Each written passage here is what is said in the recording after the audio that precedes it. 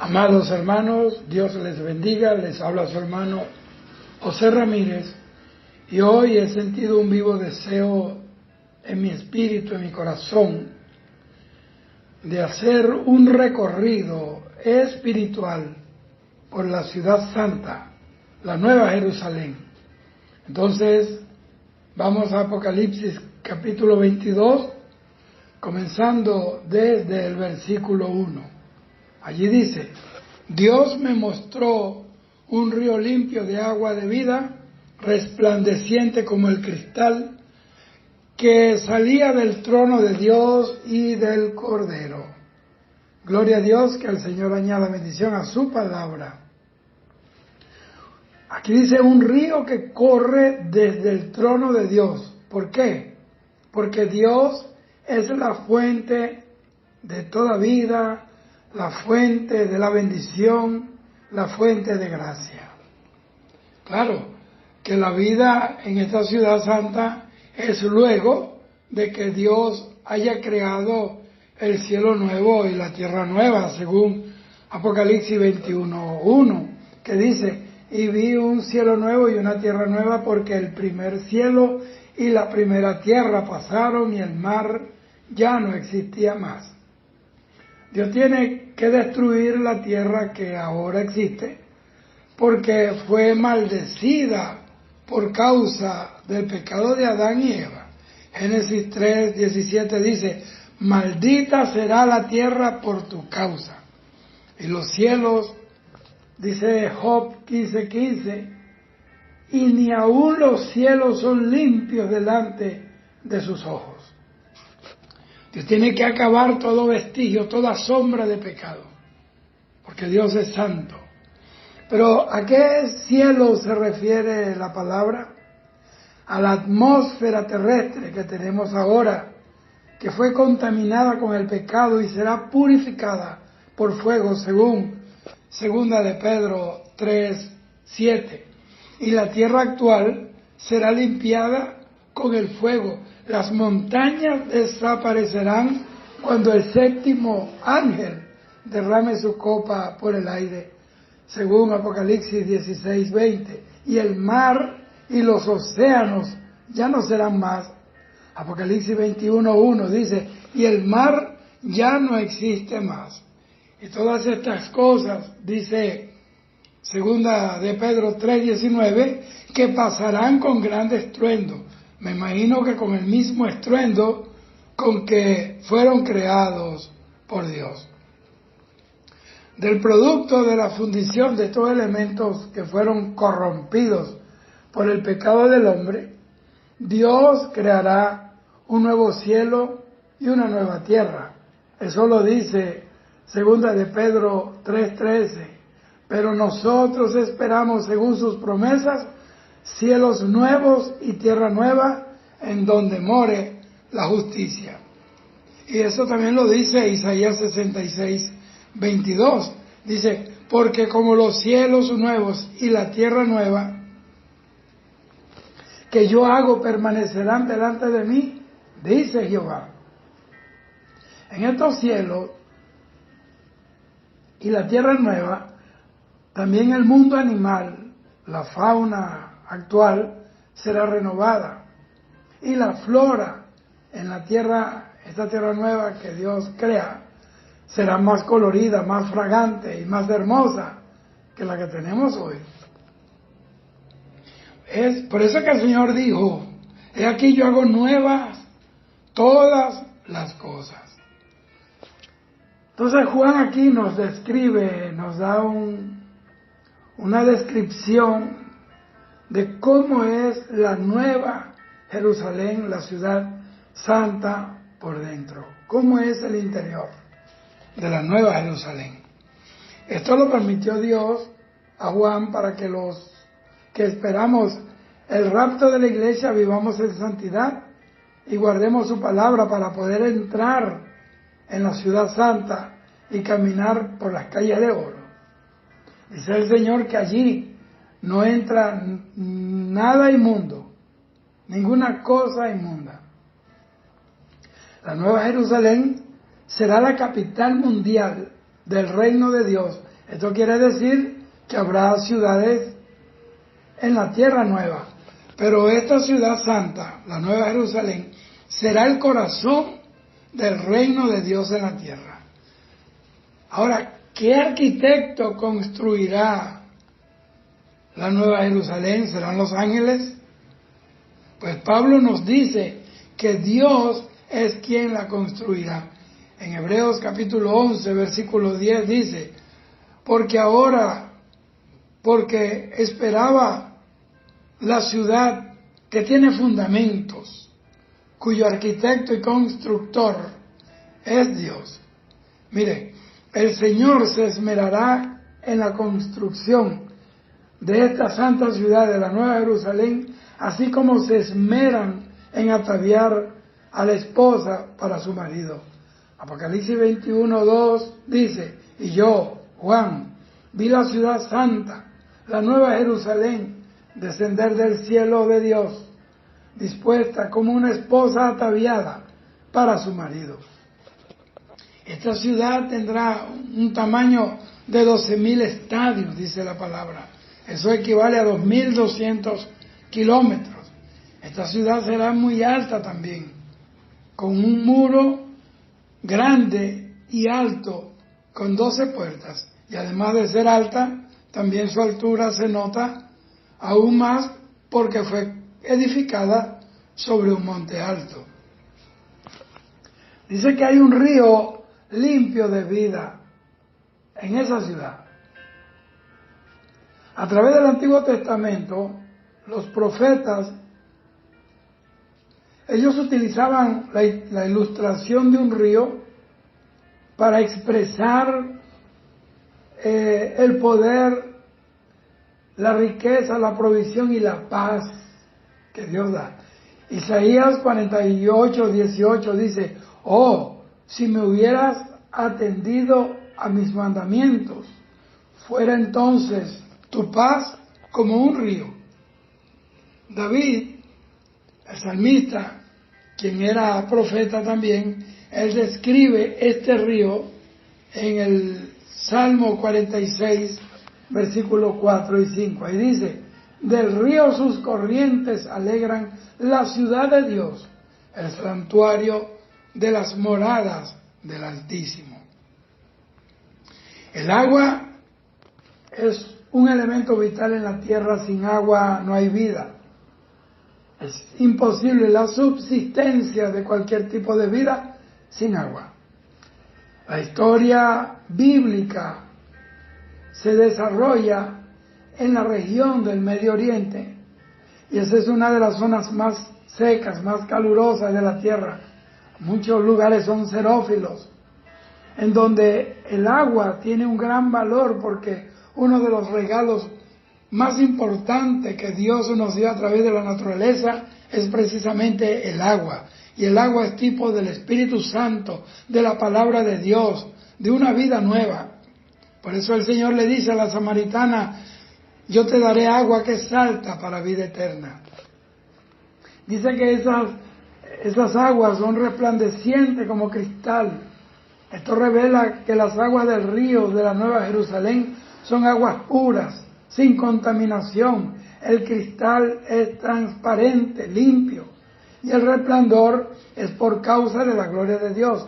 Son aguas literales, amados hermanos, que corren por la Nueva Jerusalén. Son aguas puras de vida. Es decir, que la vida correrá por la calle de la Nueva Jerusalén. Dice que sale del trono de Dios y del Cordero. Este río de provisión viene desde el trono de Dios y por eso es puro. Por eso la Biblia dice que en primera de Juan 3:3, que el que tiene esta esperanza a sí mismo se purifica como él también es puro. Ezequiel vio a este río glorioso en Ezequiel 47 que fluía desde el templo de Jerusalén, de debajo del umbral de la casa de Dios hasta el mar. Este río pertenecía a la tierra durante el milenio, porque son aguas salutíferas. Pero este río que vio Juan está en el cielo. este es un mejor río, con mejores árboles que los que vio Ezequiel en su visión. Apocalipsis 22:2 dice, en medio de la calle de la ciudad, y a uno y a otro lado del río, estaba el árbol de la vida que produce 12 frutos, dando cada mes su fruto. Y las hojas del árbol eran para la sanidad de las naciones. Dice, el árbol de la vida. El árbol de la vida aparece por primera vez en Génesis capítulo 3, versículo 22 al 24.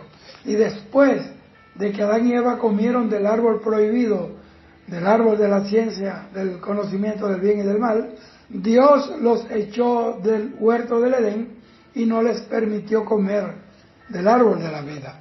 Ahora, ¿por qué? Porque después del pecado viene la muerte y ellos estaban sentenciados a morir, y Dios es fiel y tiene que cumplir su palabra. En Él no hay acepción de persona. Pero aquí el árbol de la vida es para los que son fieles a Dios hasta el fin. Dice que en medio de la calle de la ciudad, a uno y a otro lado del río. Juan está describiendo una calle con un río de vida que corre por en medio, y un gran árbol que crece en la ciudad a ambos lados de la calle. Este río fluye por en medio de la Nueva Jerusalén, y el árbol es tan grande que se extiende sobre el río y sus ramas se extienden hasta los dos lados de la calle. Este árbol de vida es la evidencia de la regeneración de todas las cosas. Y el hombre ahora puede tener acceso a ese árbol como lo tuvo en el principio, en Génesis, antes del pecado. Es decir, que el hombre volvió a la bendición de la que fue desterrado por causa del pecado en el Edén. Pero la iglesia de Jesucristo, óigame bien, será la principal beneficiada de este árbol. Eso lo dice Apocalipsis 2:7. Dice, al que venciere, le daré a comer del árbol de la vida, el cual está en medio del paraíso de Dios. Dice que produce 12 frutos, dando cada mes su fruto. Oiga bien, el ángel de Apocalipsis 10:6, que levanta la mano, tiene un pie en la tierra y otro en el mar, y levanta su mano derecha y dice, y jura por el que vive para siempre, y dice que el tiempo no sería más. Cuando habla de tiempo se refiere aquí al cronos, que es la medida del movimiento en el cosmos, en este contexto físico en el cual nosotros vivimos. Pero en este versículo, el término mes nos indica un tiempo. Claro, el tiempo que marca el cielo no está sujeto a las mismas condiciones o de la misma manera en que nosotros estamos sujetos al tiempo acá en la tierra. Muchos se han preguntado si nosotros podemos comer del árbol de la vida en el cielo, si serán los ángeles que pueden comer ese árbol solamente, o si está ahí para adorno. ¿No? Claro que sí, nosotros podemos comer del árbol, del fruto del árbol de la vida, pero no tendríamos que hacerlo para permanecer vivos, porque ya nosotros hemos entrado a la eternidad, a la vida eterna con Dios, en donde la vida continúa indefinidamente en el cielo por los siglos de los siglos. Amén. En el cielo no es necesario comer para permanecer con vida, porque en el cielo no habrá muerte. La muerte fue lanzada en el lago de fuego y azufre. Entonces, comer de este árbol no es una necesidad para vivir, sino un privilegio para los que hemos heredado la vida eterna. Jesús resucitó al tercer día de entre los muertos y sin embargo comió. Él no tenía que hacerlo, lo hizo para que sus discípulos creyeran que Él había resucitado, porque los muertos no comen. En su cuerpo resucitado y glorificado, Jesús comió.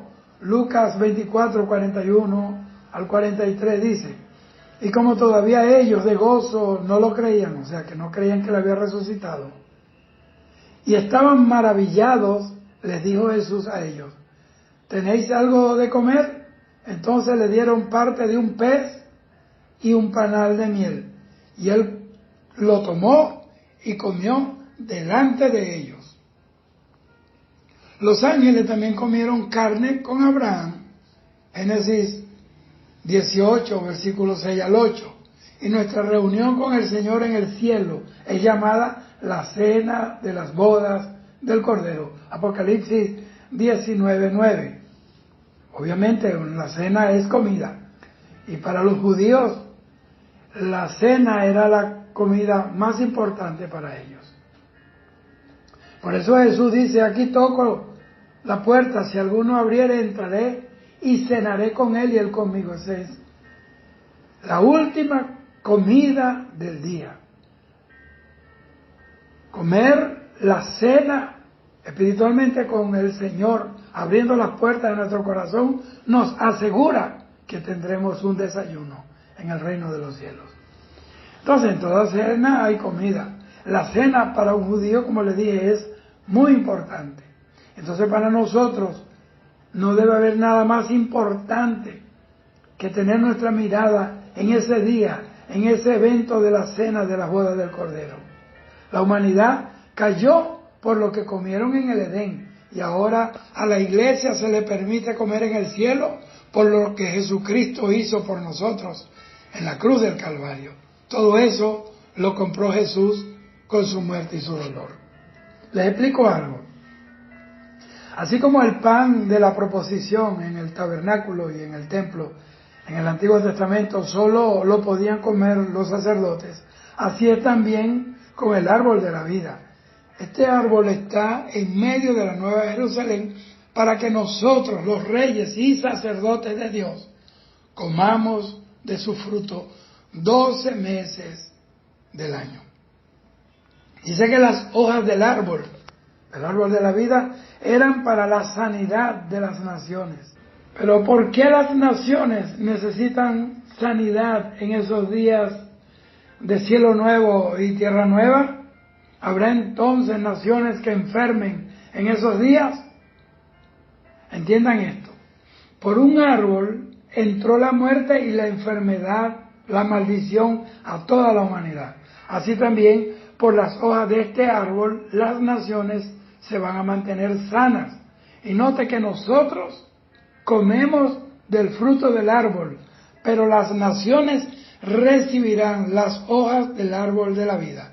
La palabra sanidad es la palabra griega terapeian. De esta palabra viene la palabra terapéutico, que es la aplicación de medicamentos para recuperar la salud que se perdió. Apocalipsis 22, 3 al 5 dice: y no habrá más maldición, y el trono de Dios y del Cordero estará en ella, la ciudad, y sus siervos le servirán y verán su rostro, y sus nombres estarán en sus frentes. Y su nombre estará en sus frentes. No habrá allí más noche, y no tienen necesidad de luz de lámpara ni de luz del sol, porque Dios, el Señor, los iluminará, y reinarán por los siglos de los siglos. Dice que no habrá maldición. En el cielo, amados hermanos, no hay maldición. Desde la caída, el hombre y la creación han vivido con el efecto de la maldición descrita en Génesis 3, 16 al 19. En la mujer, dolores de parto. En el hombre, la necesidad de trabajar duro para obtener el pan y sostener su familia. La tierra, maldita por causa del hombre. Y el efecto final de la maldición, lo más terrible, es la muerte. Ahora, durante el milenio, la maldición aún está presente en la tierra. Esta terminará cuando sean creados los nuevos cielos y la tierra nueva. Aunque el milenio será un tiempo de perfecta paz y abundancia, de bendición, porque será dirigido, gobernado por Jesucristo. Aún es posible que un pecador sea maldecido en ese tiempo del milenio por causa del pecado. Es decir, que el hombre, aunque esté bajo un gobierno glorioso como el de Jesucristo, él mantendrá todavía la capacidad de decidir. Tendrá su libre decisión intacta. Bendita sea la gloria del Señor. Eso lo dice Isaías 65:20, donde dice: porque el niño morirá de 100 años y el pecador de 100 años será maldito. Allí priva el libre albedrío de la gente. Pero en lugar de maldición, el trono de Dios y del Cordero estará en ella para motivar a las personas a que vivan en el milenio, a no pecar, porque el que peque en el milenio inmediatamente estará condenado y será echado directamente en el infierno. ¿Por qué? Porque para esos días Satanás estará encadenado por 1000 años en el abismo, y dice la palabra, para que no engañara a las naciones. Luego, bueno, será suelto por un breve tiempo, irá a invitar, a envenenar los corazones de los reyes de la tierra, a Gog y Magog, para pelear contra la ciudad santa y el campamento de los santos. Y ahí vendrá fuego del cielo de parte de Dios y quemará todas esas tropas que serán como la arena del mar, y Satanás será arrojado al lago de fuego y azufre, donde están para ese momento el anticristo y el falso profeta. Es decir, que no hay excusa para ese tiempo. El que pecó, así sea de pensamiento, directo al infierno, porque no hay diablo que lo tentara. Tentó porque la concupiscencia pudo más que el llamado a la santidad en ese reino de pureza de nuestro amado Señor Jesucristo. Jesucristo no va a permitir el pecado de ninguna manera en el milenio. Por eso dice que Él va a regir las naciones con vara de hierro. Dice que el trono de Dios y del Cordero, habla de estos dos tronos. Este es un trono de justicia, pero también es un trono de gracia. Ya del trono de Dios no salen rayos, ni centellas, ni truenos, porque es un tiempo del reinado del príncipe de la paz, quien trajo la paz perdurable a la tierra. Dice que sus siervos le servirán. En el cielo no habrá ocio, en el cielo no habrá vagancia, en el cielo habrá servicio. No cesarán la alabanza y la adoración a Dios, al Cordero que los salvó. Acá no habrá afanes ni preocupaciones que nos prive de servir a Dios por toda la eternidad. Dice que verán su rostro. El cielo será un lugar de intimidad plena con Dios, tanto que le veremos cara a cara. Dios le permitió a Moisés mirarlo cara a cara en el Sinaí. Eso está en Éxodo capítulo 33, versículos 20 al 23. Pero todos en el cielo verán su rostro. ¿Por qué? Porque limpiaron sus vidas con la sangre de Jesucristo, porque limpiaron sus corazones. Por eso la Biblia dice que solo los de limpio corazón verán a Dios. Mateo capítulo 5. El apóstol Pablo anuncia el cumplimiento de esta promesa de ver a Dios cara a cara en 1 Corintios 13:12. Dice: ahora vemos por espejo, oscuramente, mas entonces veremos cara a cara a Él. Mas entonces le veremos cara a cara. Dice: ahora conozco en parte, pero entonces conoceré cómo fui conocido.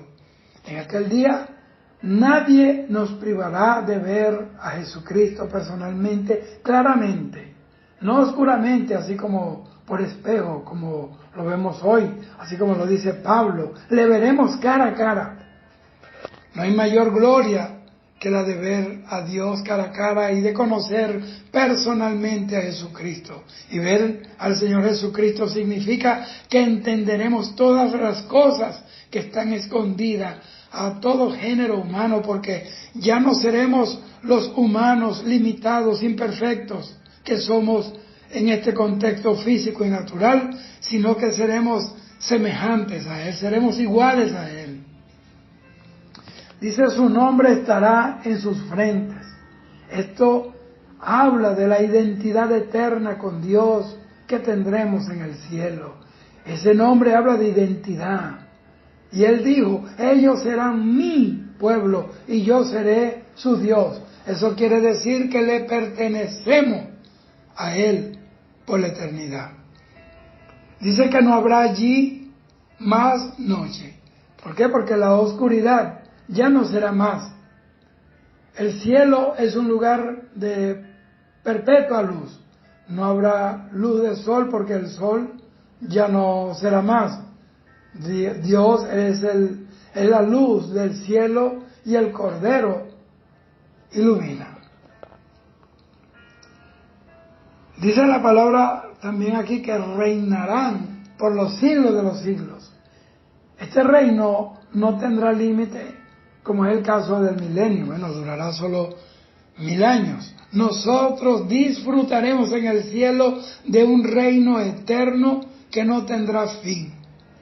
En el cielo no va a haber maldición porque va a haber una restauración perfecta. No, ahí va a estar el trono en medio de nosotros, porque esto habla de una autoridad perfecta, de una administración de justicia perfecta. Dice que los siervos de Dios servirán a Dios. Esto es una subordinación perfecta que va a haber en el cielo. No va a haber rebelados ni rebeliones como en el caso de Satanás y sus ángeles. Dice que verán el rostro de Dios. Esto es una transformación perfecta, porque solo los de limpio corazón verán a Dios. Dice que tendrán sus nombres en su frente. Esto habla de una identificación, de una identidad perfecta. Y dice que ahí estará la luz de Dios. Esto es la iluminación perfecta, que solo Dios puede brindarla. Dice que reinaremos para siempre. Esto habla del galardón perfecto. Apocalipsis 22, versículos 6 al 7 dice, y me dijo, estas palabras son fieles y verdaderas, y el Señor, el Dios de los espíritus de los profetas, ha enviado su ángel para mostrar a sus siervos las cosas que deben suceder pronto. He aquí, vengo pronto, bienaventurado el que guarda las palabras de la profecía de este libro. Yo, Juan, soy el que oyó y vio estas cosas.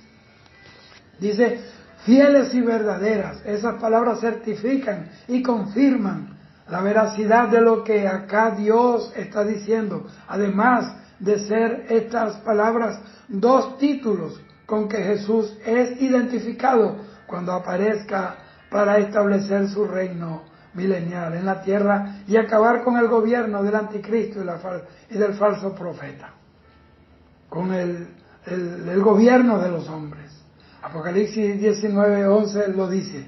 Y entonces vi el cielo abierto y aquí un caballo blanco y el que lo montaba se llamaba Fiel y Verdadero. Estas palabras son fieles y verdaderas, dice. El ángel le quiso decir a Juan con esto que no debía temer a que hubiera algún error en estas palabras, como puede pasar con cualquier hombre en la tierra, porque Dios es verdadero. En Él no hay ninguna mentira. Él no se equivoca, Él es veraz, Él es infalible, Él es inmutable. Él es la fuente de la verdad. Por eso Jesús decía, de cierto te digo. O sea, no dudes. Las cosas que deben suceder pronto. Vengo pronto, dice el Señor allí. Jesús es quien dice que viene pronto, para que no invirtamos nuestro tiempo y nuestra vida en cosas que nos suman gloria para el reino de Dios. Que no perdamos el tiempo en vanidades, en actividades, en hábitos que nos consumen la vida y nos restan de vivir para Dios. Pablo dice, redimid el tiempo.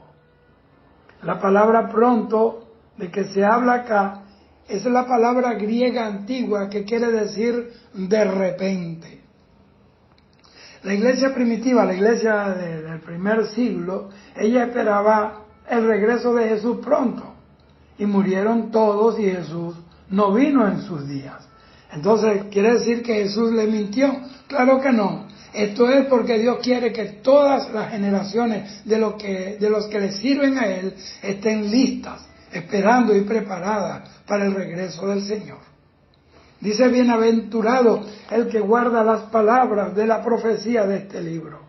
La profecía nos da una palabra que debemos guardar porque el propósito principal de la profecía es el llevarnos a la obediencia a Dios, al temor a Dios y aplicar su verdad a nuestra vida, a nuestra manera de vivir. Juan es reprendido por adorar a un ángel por segunda vez. No lo hizo una vez, lo hizo 2 veces. Apocalipsis 22, versículo 8 al 9 dice, y después que las hube oído y visto, me postré para adorar a los pies del ángel que me mostraba estas cosas. Pero él me dijo, mira, no lo hagas, porque yo soy consiervo tuyo y de tus hermanos los profetas y de los que guardan las palabras de este libro. Y le dice, adora a Dios. Lo enfatiza, lo subraya, lo remarca con autoridad, con energía. Adora a Dios. Dice, me postré para adorar a los pies del ángel. Como lo hizo en Apocalipsis capítulo 19, versículo 10. Y entonces Juan está tan impactado, tan impresionado y maravillado que se inclina delante del ángel para adorarlo. De la misma manera, el ángel le vuelve a recordar a Juan que solamente debe adorar a Dios. Juan sabía lo que Dios dice de la idolatría y cuánto Dios abomina la idolatría. Él sabía que la palabra de Dios dice que no nos inclinemos delante de nadie, solamente delante de Dios. Ningún ser creado debe ser adorado. No se debe adorar a la creación, sino al Creador, a Dios. A Jesús lo adoraron los ángeles porque Él es Dios encarnado. Él es Emmanuel, Dios con nosotros. Hebreos 1:6 dice, y otra vez, cuando introduce al primogénito en el mundo, dice, adórenle todos los ángeles de Dios. Entonces, si este ángel mensajero celestial, glorioso, santo de Dios, se negó a ser adorado por Juan, entonces, ¿cómo hay gente que adora muñecos, que adoran imágenes, que adoran hombres, que se echan a sus pies a besarle los pies y un anillo en la mano? Asimismo, se están adorando apóstoles, profetas, evangelistas, ministros del altar. Hoy hay una idolatría que ha capturado el corazón de quien se ha descuidado, que se dejó maravillar, que se dejó fascinar como pasó con Juan, cuando oyó y vio todas las cosas de la boca del ángel. Hay quienes han quedado maravillados y hoy están adorando sistemas, gobiernos, partidos políticos y muchas cosas que alejan a los hombres de la verdadera adoración a Dios. Mira, el ángel le dice, mira, no lo hagas. Lo regañó, lo exhortó. Qué lindo es que alguien nos exhorte, que nos llame por la palabra a reaccionar, a volvernos a Dios, al primer amor con Dios, a adorarlo solamente a Él, a dar gloria y gracias a Dios por todas las cosas que nos da de Él directamente o a través de los hombres, pero que siempre el centro de nuestro universo, la motivación central y poderosa sea adorarlo a Él, al Señor. Entonces es increíble ver cómo alguien como el apóstol Juan, el hombre que se recostó del pecho del Señor, que vio al Señor hacer milagros, caminar sobre las aguas, lo vio resucitar. Habiendo él recibido estas revelaciones, se pueda desviar. Por eso debemos guardarnos en todo tiempo y velar para que no seamos arrastrados a ningún error, que nosotros permanezcamos firmes, creyendo solo en Él y adorando al Señor. El ángel entonces aquí también da una advertencia de parte del Señor Jesús. Apocalipsis 22, 10 y 11 dice, y me dijo, no selles las palabras de la profecía de este libro, porque el tiempo está cerca. El que es injusto, sea injusto todavía, y el que es inmundo, sea inmundo todavía, y el que es justo, practique la justicia todavía, y el que es santo, santifíquese todavía. Dice, no selle las palabras de la profecía de este libro, porque el tiempo está cerca. Este libro no es sellado por una razón, porque estas palabras deben ser predicadas a la humanidad para que escapen de los juicios de Dios y de la condenación eterna de sus almas. Por eso este libro no es sellado. Por eso esta palabra tiene que estar abierta. La Biblia tiene que ser una Biblia abierta, alumbrando, hablándole a los hombres. Esto contrasta con la profecía del Antiguo Testamento en Daniel 8:26, donde a Daniel se le ordena sellar las palabras de ese libro hasta el día del fin, hasta los últimos días, los días finales, es decir, para estos días en que nosotros estamos viviendo. Y hoy hay quienes no predican del libro de Apocalipsis porque la gente le da miedo, porque se espantan. Están desafiando a Dios. Dios dice que no se cierre, que tiene que estar abierto. Y le están quitando también a la gente la oportunidad de escuchar la verdad y de escapar de la ira de Dios, porque la verdad nos hace libres.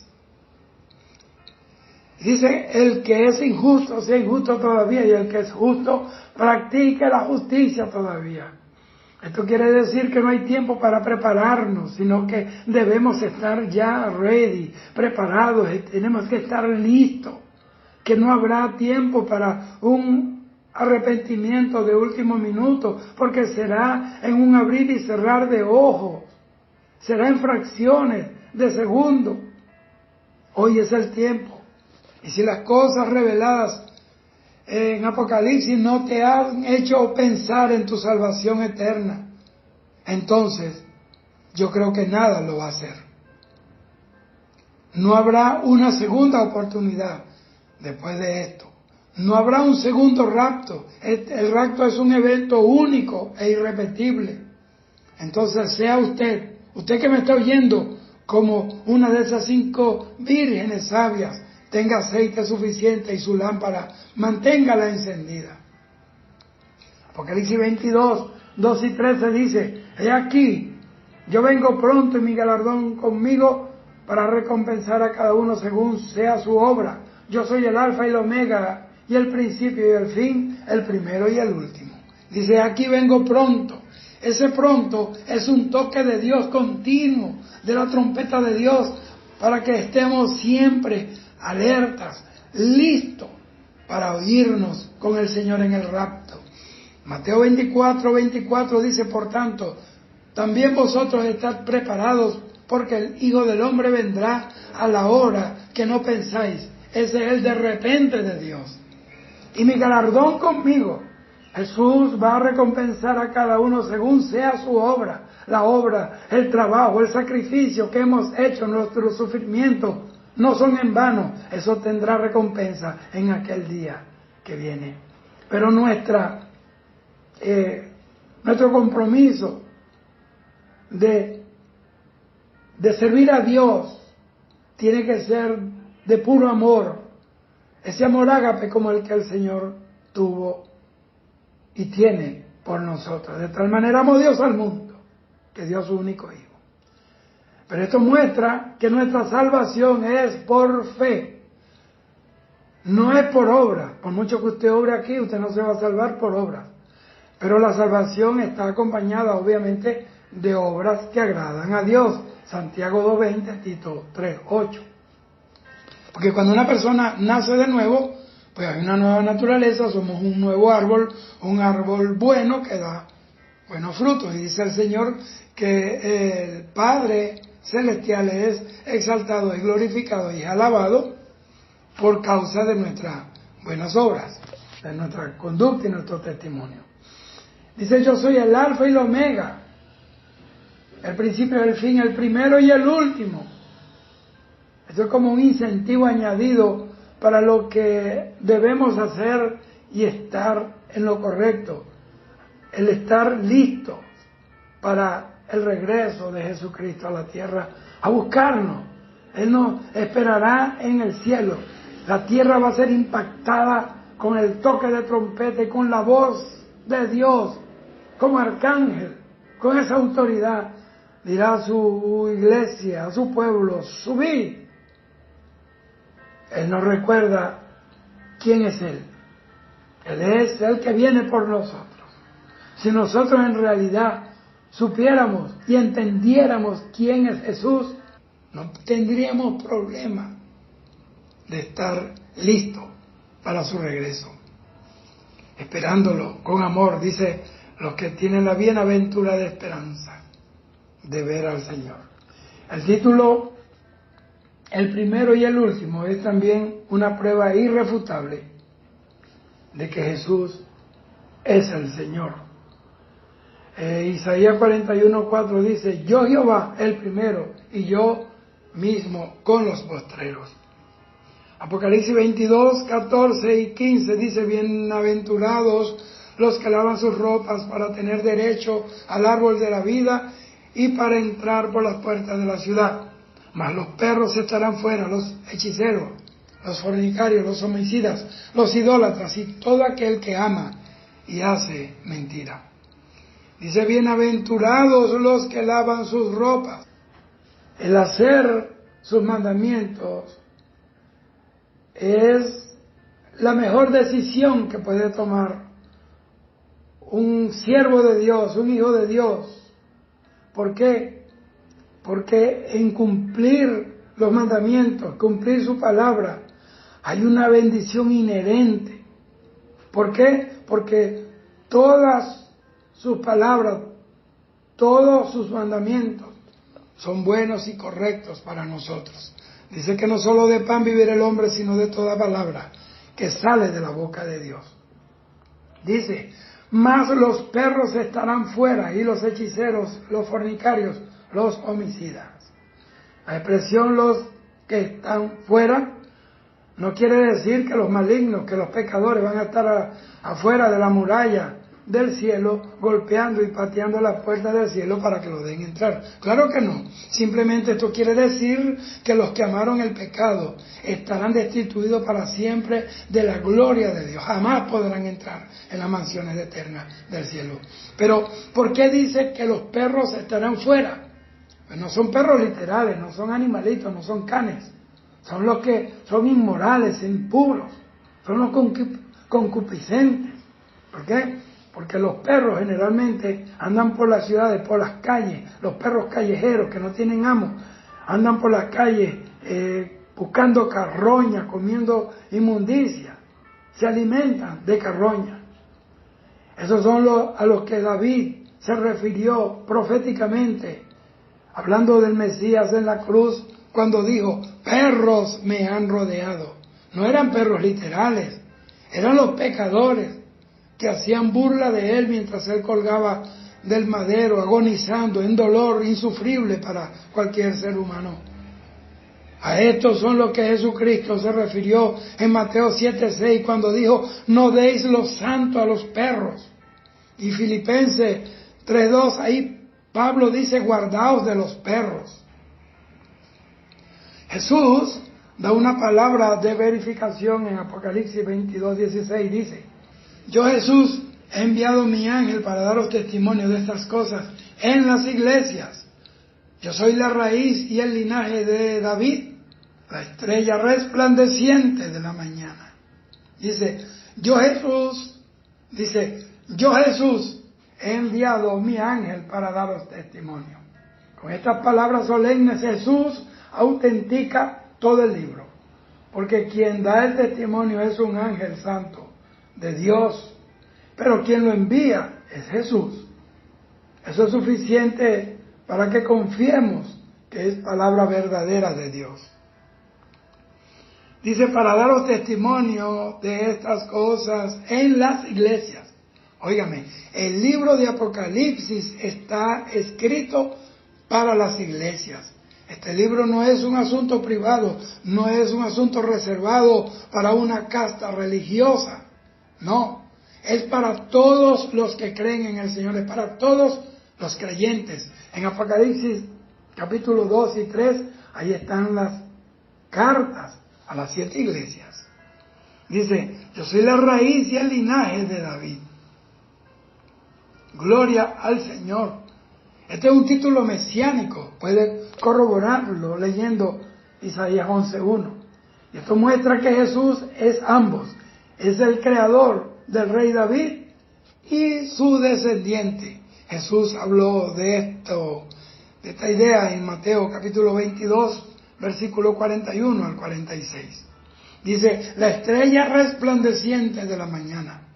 Este es otro título mesiánico del Antiguo Testamento. Número 24, 17 habla de una estrella, que es mi estrella, dice el Señor. Y esa fue la estrella que guió a los reyes que vinieron del oriente a adorar al Señor. Y en el Nuevo Testamento también aparece en Apocalipsis 2, 28.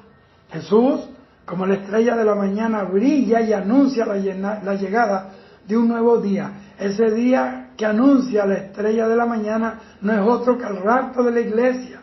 Nada debe importar más, nada debe tener más valor para un cristiano y para la iglesia de estos días que el rapto de la iglesia. Apocalipsis 22, 17 dice, y el Espíritu y la esposa dicen, ven, y el que oye diga, ven, y el que tiene sed, venga, y el que quiera, tome del agua de la vida gratuitamente. El Señor y la esposa dicen, es decir, que tienen voz. El Espíritu Santo fue enviado a la tierra por Jesucristo para mantener a la iglesia de Cristo limpia, cuidada, sin manchas, sin arrugas. Y la esposa, que es la iglesia de Jesucristo, debe anhelar estar junto a su esposa, junto a su esposo, su amado esposo, como esa esposa que ama tanto a su esposo, que no quiere vivir separado de él. Ahora, ¿quién puede venir? El que oye estas palabras puede venir a Jesucristo. Pero esta promesa es para los que oigan, y la segunda condición es solo para los que tengan sed de Él. El que quiera puede venir. Eso dice que nadie está excluido de la posibilidad de beber de estas aguas de vida. Pero solo podrán venir a las aguas aquellos que tengan en sus corazones el deseo tanto de Dios como de sus aguas vivas. Si tienes sed de Dios y de la vida eterna, entonces, amado hermano, amigo que me oyes, ven a Él y toma de sus aguas gratuitamente. No tienes que pagar nada. El Evangelio es por gracia, todo lo que Dios da. El que quiera, tome del agua de la vida gratuitamente. Esta es una invitación abierta para recibir salvación de Jesús. Él no excluirá a nadie que venga a Él, porque el que viene a Él no le echa fuera. Esta es una invitación. Una invitación es ambas, una oportunidad y una responsabilidad. Si nos negamos a la invitación, entonces solamente la culpa será nuestra. No podrás echarle la culpa al Señor. Fuiste tú que no aceptaste lo que Dios te ofrecía. En Isaías 55:1 se nos hace una invitación similar a todos los sedientos a venir a las aguas. Amados, llegará el día en que ya será tarde para beber del agua de la vida. Hoy es el día de gracia para ti. Aprovéchalo. Dice, tome del agua de la vida gratuitamente.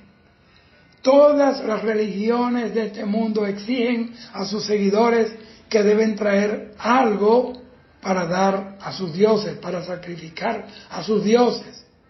Pero acá, quien está invitando a las personas a tomar del agua de la vida gratuitamente es Dios mismo. Esto deja en claro que la salvación no puede comprarse ni con obras, ni con ritos, ni con dinero. Esta salvación es por su divina gracia. El Señor Jesús da una advertencia tremenda acá en Apocalipsis 22, 18 y 19. Dice: yo testifico a todo aquel que oye la palabra de la profecía de este libro. Si alguno añadiere a estas cosas, Dios traerá sobre él las plagas que están escritas en este libro. Y si alguno quitare de las palabras del libro de esta profecía, Dios quitará su parte del libro de la vida y de la santa ciudad y de las cosas que están escritas en este libro. Dice: si alguno añadiere a estas cosas, Dios traerá sobre él las plagas que están escritas en este libro. Esta advertencia de juicio las está haciendo el mismísimo Señor Jesucristo. ¿Por qué? Porque Juan 5:22 dice que el Padre le entregó en sus manos todo juicio al Señor Jesús. Dice: si alguien añadiere, si alguno quitare. Fíjese, si alguno añadiere o si alguno quitare. Esta es una advertencia a los que manipulan las Escrituras, pero especialmente a este libro del Apocalipsis. Ellos le van a pagar a Dios un precio alto por haber trastornado la originalidad de la palabra de Dios. Siempre las Escrituras han sido atacadas por los enemigos de la verdad de Dios. El diablo odia la Escritura. Pero de manera especial, el libro de Apocalipsis ha sido el blanco de los mayores ataques porque contiene los últimos días, los eventos de los últimos días de la humanidad, y el diablo le teme al mensaje ortodoxo que anuncia el fin de las cosas, porque él y sus demonios saben que su carrera criminal en la tierra está llegando a su fin y van al lago de fuego y azufre. Ellos le temen a esto. Estos versículos son el sello de todo el canon de la Escritura, y por eso Dios anuncia una maldición para aquellos que le hagan ediciones, que interpreten irresponsablemente a sus propias expensas el libro de Apocalipsis, ya sea para añadirle o para quitarle algo de su contenido, que es perfecto, inmutable, irrefutable. Apocalipsis capítulo 22, versículo 20 y 21 dice: el que da testimonio a estas cosas, ciertamente vengo en breve, amén, sí, ven, Señor Jesús, la gracia del Señor Jesucristo sea con todos vosotros, amén. Dice: ciertamente vengo en breve. Apocalipsis es un libro profético que debe despertar en nosotros la urgencia de estar vigilantes y preparados en todo tiempo. Si no entendemos que esta es una de las finalidades esenciales de este libro de Apocalipsis, entonces vamos a vivir descuidados y ese día nos va a sorprender como ladrón. La expresión vengo en breve es una advertencia para nosotros estar listos para ese evento glorioso. Dice: sí, ven, Señor Jesús. Con esta frase Juan utiliza una expresión en arameo que era bien conocida en la iglesia primitiva, la iglesia del primer siglo. Es la palabra Maranata, que significa Cristo viene. En este libro de Apocalipsis se registran muchos eventos proféticos, pero el libro concluye con el deseo de que Jesús regrese. Este regreso no es la manifestación visible de Jesucristo, o sea, cuando todo ojo le verá, sino el rapto de la iglesia. Ellos solamente lo verán y serán en el rapto aquellos que guarden su palabra y estén alerta, velando en todo tiempo. Pablo nos dice que la creación entera gime y sufre dolores de parto, anhelando la manifestación de los hijos de Dios. Entonces, ¿cuánto más los hijos de Dios mismos debemos desear su venida? Si la creación anhela la manifestación de los hijos de Dios, nosotros los hijos de Dios debemos anhelar la manifestación de nuestro Señor Jesucristo. Alabado sea el Señor. La gracia de nuestro Señor Jesucristo sea con todos vosotros. Amén. El libro de Apocalipsis termina con una palabra de gracia para todos. Pablo también concluyó algunas de sus cartas con la palabra gracia.